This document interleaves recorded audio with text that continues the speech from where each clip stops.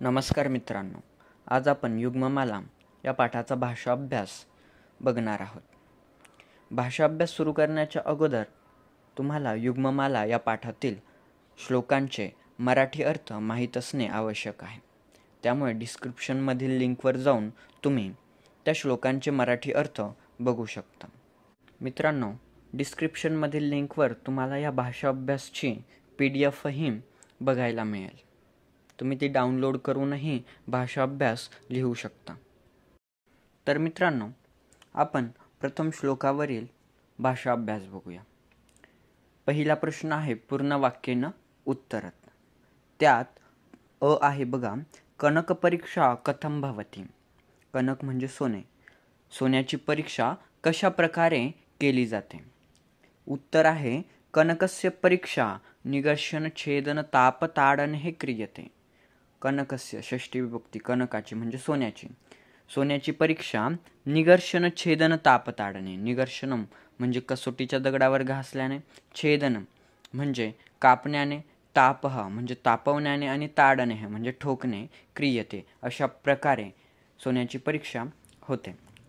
पुरुष परीक्षा कथम भवती. दुसरा प्रश्न आहे पुरुष परीक्षा कथम भवती. उत्तर आहे पुरुषस्य परीक्षा तस्य विद्यया शीलेन गुणेन कार्येन च कर्तव्यः.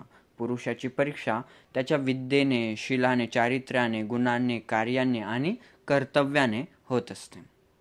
दुसरा प्रश्न आहे जालरेखाचित्रम पूरयत. जालरेखाचित्र पूर्ण करा. बघा, कनक परीक्षा म्हणजे सोन्याची परीक्षा आपण आत्ताच बघितलं. मग कशा कशाने केली जाते. निगर्शनेनं, छेदनेनं, तापेन आणि ताडनेन. त्यात दुसरा आहे बघा पुरुष परीक्षा. पुरुषाची परीक्षा कशा कशाने केली जाते. श्रुतेन, शिलेन, गुणेन आणि कर्मन. तिसरा प्रश्न आहे माध्यम भाषया उत्तरत. त्यात आहे यथा चतुर्भिः इति श्लोकस्य स्पष्टीकरणं लिखत. म्हणजे इति यथा चतुर्भिः या श्लोकाचे स्पष्टीकरण लिहा. उत्तर आहे बघा, युग्ममाला या पाठातील हा श्लोक मार्मिक आहे. सोने खरे 100 नंबरी आहे की नाही ते पाहण्यासाठी ते कसोटीच्या दगडावर घासतात, कापतात, तापवतात आणि ठोकून त्याचा पत्रा बनवतात. या चारही कसोट्यांनी सोने हे सोने आहे की नाही हे ठरते. तसे माणूस चांगला आहे एवढेच काय, तो खऱ्या अर्थाने माणूस आहे की नाही हे देखील 4 उपायांनी पारखता येते.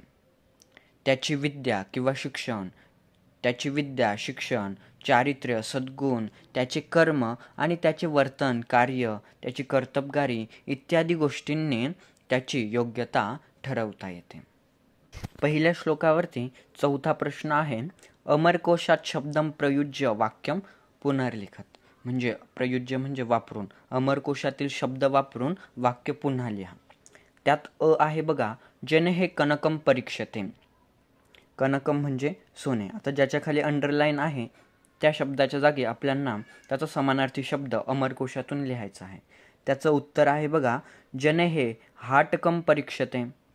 दुसरा आहे जन हे स्वर्णम परीक्षते आणि तिसरा आहे जन हे हिरण्यम परीक्षते.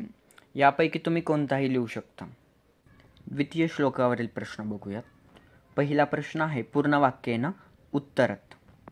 त्यात आहे बघा, अल्पधिः कुत्र श्लाघ्य भवति. अल्पधिः म्हणजे कमी बुद्धी असलेला माणूस. कुत्र म्हणजे कोठे. श्लाघ्य भवति, श्लाघ्य म्हणजे प्रशंसनीय. कमी बुद्धी असलेला माणूस कुठे प्रशंसनीय ठरतो. त्याचं उत्तर आहे यत्र विद्वज्जन न अस्ति. जिथे बुद्धिमान माणूस नसतो तत्र अल्पधिः श्लाघ्यः भवति. तेथे अल्पबुद्धीचा माणूस प्रशंसनीय ठरतो. दुसरा आहे बघा एरंडः कुत्र द्रुमायते. एरंड म्हणजे एरंडाचे झाड कोठे वृक्ष बनते. उत्तर आहे त्याचं निरस्त पादपे देशे एरंडः द्रुमायते. ज्या ठिकाणी निरस्त पादपे देश म्हणजे ज्या ठिकाणी वृक्ष नाहीसे झालेले आहेत तेथे एरंडाचे झाड वृक्ष बनते. त्यात दुसरा प्रश्न आहे संधी विग्रहम कुरुत. संधी विग्रह करायचा आहे. श्लाघ्यस्तत्र. त्याचा संधी विग्रह होतो, पूर्वपद होतं श्लाघ्य आणि उत्तरपद होतं तत्रह. अल्पधीरपी. दुसरा आहे अल्पधीरपी. त्याचं पूर्वपद आहे अल्पधी आणि उत्तरपद आहे अपी. तिसरा प्रश्न आहे बघा, अमरकोशात शब्दम प्रयुज्य वाक्यम पुनर्लिखत. अमरकोशातील शब्द वापरून वाक्य पुन्हा लिहा. त्यात अ आहे यत्र एकः अपि पादपः नास्ति तत्र एरंडः द्रुमायते. त्याचं उत्तर आहे यत्र एकः अपि शाखी नास्ति तत्र एरंडः अपि द्रुमायते. म्हणजे पादपच्या जागी समानार्थी शब्द काय आला? शाखी आला. आपण तिसऱ्या श्लोकावरील प्रश्न बघूयात. त्यात पहिला प्रश्न आहे पूर्ण वाक्येन उत्तरत. त्यात अ आहे बघा, मनुष्यः द्वीपः इव मदान्धः कदा भवति. त्याचं उत्तर आहे यदा मनुष्यः किंचिज्ञः अस्ति तदा मदान्धः भवति.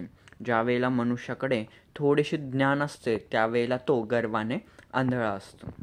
त्यात दुसरा प्रश्न आहे आ, मूर्खः अस्मि इति मनुष्येन कुतः अवगतम. मूर्ख आहे असे मनुष्याला कुठून अवगत झाले?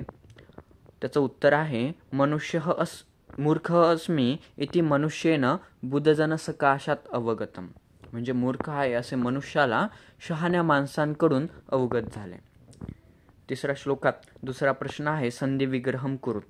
त्यात अ आहे किंचिज्ञोहम. त्याचं उत्तर आहे किंचित. पूर्वपद आहे किंचिज्ञः आणि उत्तरपद आहे अहम. त्यात दुसरा आहे आ, अभवदवलिप्तम. त्याचं पूर्वपद आहे अभवत आणि उत्तरपद आहे अवलिप्तम. तिसरा प्रश्न आहे माध्यम भाषा उत्तरत. त्यात अ आहे बघा, कदा मदः व्यपगच्छति. कदा म्हणजे केव्हा, मदः म्हणजे गर्व आणि व्यपगच्छति म्हणजे पूर्णपणे नाहीसा झाला. केव्हा जो गर्व आहे माणसाचा तो पूर्णपणे नाहीसा झाला. त्याचं उत्तर आहे बघा, प्रस्तुत प्रश्न युग्ममाला पाठातील यदा किंचिज्ञो अहम या श्लोकावर आधारित आहे. थोड्याशा ज्ञानाने झालेला गर्व खऱ्या ज्ञानी माणसांच्या सहवासात राहिल्याने नाहीसा होतो. खऱ्या ज्ञानी माणसाजवळ राहून थोडेफार कळू लागले की आपल्या अज्ञानाची जाणीव होते. आपण ज्याला ज्ञान समजत होतो ते ज्ञान नव्हते तर ते केवळ माहिती होती. किंवा आपले ज्ञान कितीही तोडके अपूर्ण होते हे कळू लागते. आणि आपला गर्व ताप निघून जावा त्याप्रमाणे पार पळून जातो असे या श्लोकात भर्तृहरीने म्हटलेले आहे. आपण चौथ्या श्लोकावरील प्रश्न बघूया. त्यात पहिला प्रश्न आहे पूर्ण वाक्येन उत्तरत. त्यात अ आहे आगतम भयं वीक्ष नरः किम कुर्यात. म्हणजे संकट आलेले बघून माणसाने काय करावे? त्याचं उत्तर आहे आगतम भयं वीक्ष नरः तस्य यथोचितम प्रतिकारम कुर्यात. आणि संकट आलेले बघून मनुष्याने तस्य म्हणजे त्याच्या प्रतिकारम कुर्यात प्रतिकारतेसाठी यथोचितम जे योग्य आहे ते करावे. दुसरा प्रश्न आहे संधी विग्रहम कुरु. त्यात अ आहे भयाद्जी. त्यातला पूर्वपद आहे भयात आणि उत्तरपद आहे ही. पाचव्या श्लोकावरील प्रश्न बघूयात. पहिला प्रश्न आहे पूर्ण वाक्येन उत्तरत. त्यात अ आहे कह बहुभाषते. म्हणजे कोण प्रमाणाबाहेर किंवा खूप बडबड करतो. त्याचं उत्तर आहे अधमः बहुभाषते. म्हणजे हलक्या प्रतीचा माणूस खूप बडबड करतो.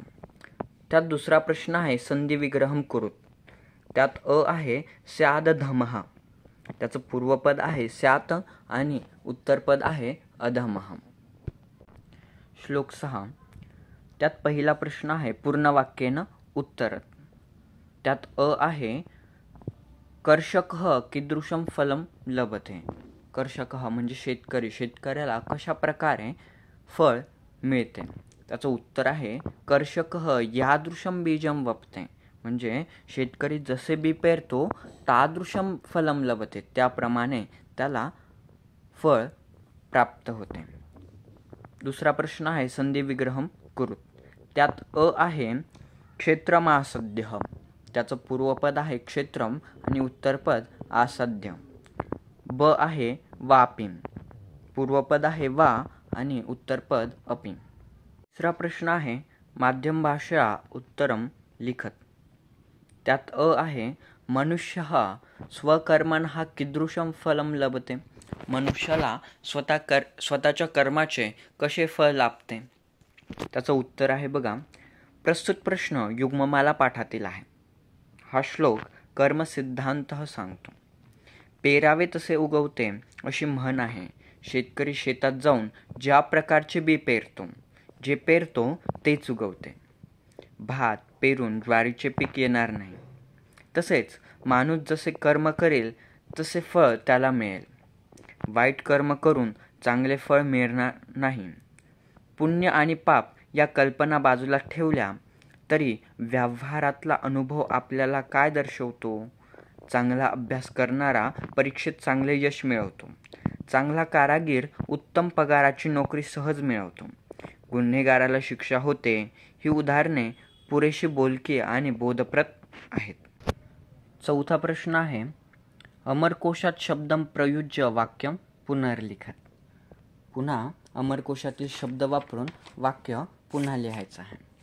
त्यात आहे बघा, एकच आहे. कर्षकः बीजम वपते. कर्षकः म्हणजे शेतकरी. शेतकरी बीज काय करतोय?